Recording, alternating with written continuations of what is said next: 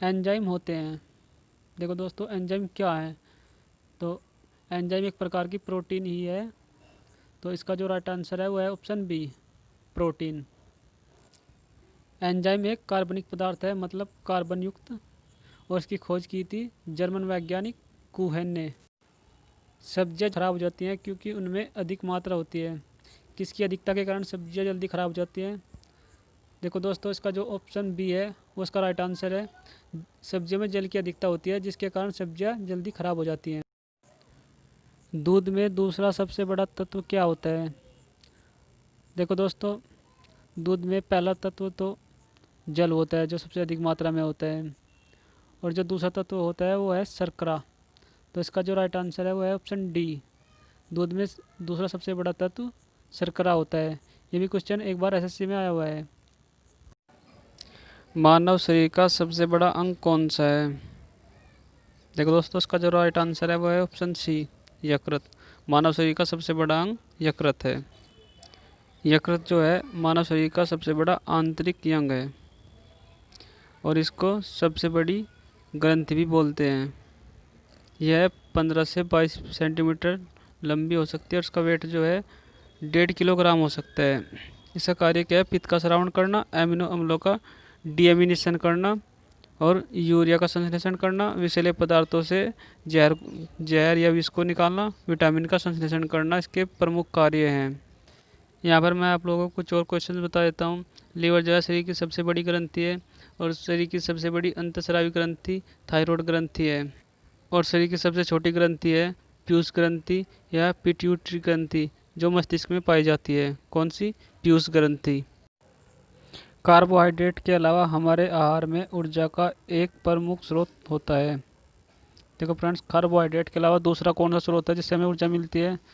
देखो फ्रेंड्स, वो है वसा। तो इसका जो राइट आंसर है वो है ऑप्शन बी। देखो दोस्तों, जो कार्बोहाइड्रेट होते हैं वे तुरंत ऊर्जा देते हैं, और वसा होती है वे लंबे समय के लिए ऊर्जा देते हैं। तो कार्बोहाइड्रेट के अलावा दूसरा आहार जो है वसा है जिससे हमें ऊर्जा प्राप्त होती है। तंतु आहार में शामिल है। देखो दोस्तों, इसके 4 ऑप्शन दिए गए हैं, और इसका जो राइट आंसर है वो है ऑप्शन सी, सेलुलोज। सेलुलोज जो है एक तंतु आहार है। सेलुलोज एक पॉलीसेकेराइड है जो ग्लूकोज का बना होता है। दोस्तों, सेलुलोज किसका बना होता है? ग्लूकोज का। और यह तंतु आहार के रूप में लिया जाता है। निम्नलिखित में से कौन सा एक किसी भी पाचक एंजाइम का स्रावन नहीं करता? देखो दोस्तों, इसका जो राइट आंसर है वो है ऑप्शन ए, यकृत। यकृत किसी भी पाचक एंजाइम का स्रावन नहीं करता। देखो दोस्तों, यकृत क्या करता है? पित्त का लगातार स्रावन करता है, लेकिन जो पित्त होता है इसमें पाचक एंजाइम नहीं होते, लेकिन फिर भी यह कुछ विशेष वसाओं के पाचन में भाग लेता है। मानव शरीर अपनी अधिकांश ऊर्जा वनस्पति भोजन से किस रूप में प्राप्त करता है? देखो दोस्तों, इसका जो राइट आंसर है वो ऑप्शन डी, कार्बोहाइड्रेट्स। हम अधिकांश ऊर्जा कार्बोहाइड्रेट से ही प्राप्त करते हैं।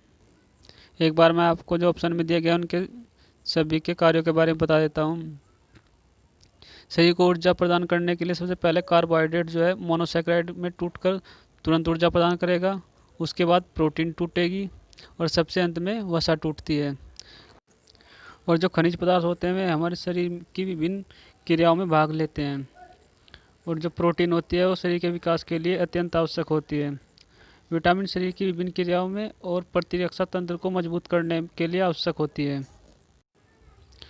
हमारे शरीर में ऊर्जा निम्न में से कौन देता है? देखो दोस्तों, जो कार्बोहाइड्रेट है उससे हमारे शरीर को ऊर्जा मिलती है। तो इसका जो राइट आंसर है वो है ऑप्शन सी। देखो दोस्तों, जब हम खाना खाते हैं तो उसे हम कार्बोहाइड्रेट के रूप में लेते हैं, और जब कार्बोहाइड्रेट का पाचन हो जाता है तब उससे हमारे शरीर में ऊर्जा मिलती है। तो हमारे शरीर को ऊर्जा किससे मिलती है? कार्बोहाइड्रेट से। हड्डियों और दांतों में मौजूद रासायनिक द्रव्य है। देखो दोस्तों, इसका जो राइट आंसर है वो है ऑप्शन ए, कैल्शियम फास्फेट। हड्डी और दांतों में कौन सा रासायनिक द्रव्य है? Calcium phosphate.